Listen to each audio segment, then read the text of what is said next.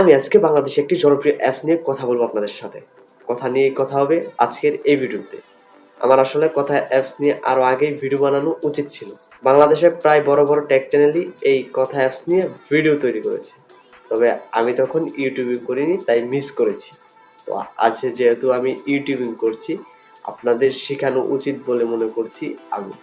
তবে কথা অ্যাপসের কাজ কি? কথা অ্যাপস হচ্ছে বাংলাদেশে একটি প্ল্যাটফর্ম, যেটা ফেসবুকের বিকল্প হিসেবে আপনারা বেছে নিতে পারবেন। দেশীয় অ্যাপস, আপনাদের ফেসবুকে অনেক ফিচার আছে যে পছন্দ হয় না, তবে এটাতে এমন এমন ফিচার আছে বাংলাদেশিদের খুবই পছন্দ হতে পারে। তো চলুন মূল ভিডিওতে যাওয়া যায়। তো আপনারা সরাসরি গুগল প্লে স্টোরে চলে যাবেন। গুগল প্লে স্টোর থেকে কথা অ্যাপসটি ডাউনলোড করে নেবেন।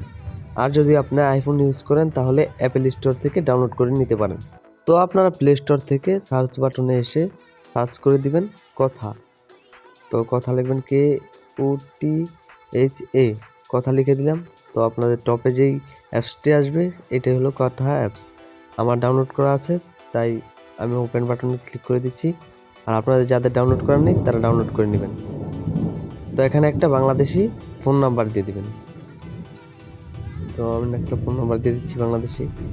তো আমি আমার ফোন নাম্বার দিলাম। তো আপনারা SMS এর মাধ্যমে নেবেন, কারণ হোয়াটসঅ্যাপ মেসেজ আসার অপশন এখনও চালু করেনি। তো SMS এ ক্লিক করে দিবেন আপনারা। SMS এ ক্লিক করার পর একটু লোডিং নেবে। লোডিং নেওয়ার পর একটি SMS আসবে, একটু ওয়েট করতে হবে। তো SMS আসার পর অটোমেটিকলি বসে গেল। তো লেখা উঠলো জাস্ট এ মোমেন্ট, মানে একটু অপেক্ষা করতে। তো আমার 5-10 সেকেন্ড অপেক্ষা করার পর হয়ে গেল। তো লোডিং নেওয়ার পর আপনাদের কাছে এই লেখাটা আসতে পারে, আপনারা নট নাও ক্লিক করে দেবেন।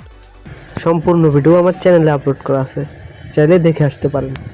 তো আমার ভিডিওটি ভালো লাগলে আমার চ্যানেলটি সাবস্ক্রাইব করে পাশে থাকা বেল আইকনটি বাজিয়ে দিন।